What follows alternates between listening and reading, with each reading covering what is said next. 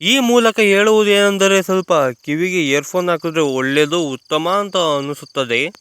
ಕುಡಿ ಬಾಗುರು.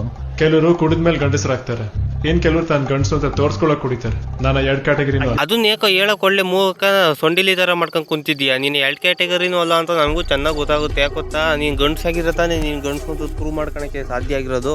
ನೀನ್ ಹೆಂಗಿದ್ಯಾ ಗೊತ್ತಾ? ನನ್ ಮಗ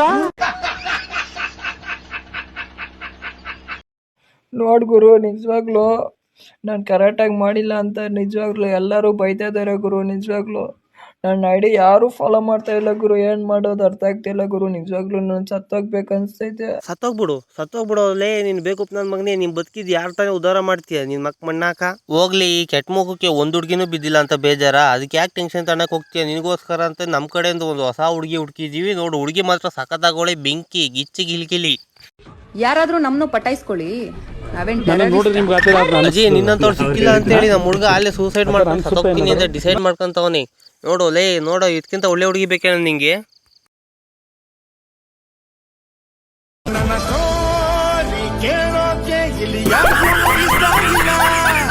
ಹೇಳ್ತಾ ಕೂರೋಕೆ ಈಗ ನನಗೂ ಟೈಮು ಇಲ್ಲ.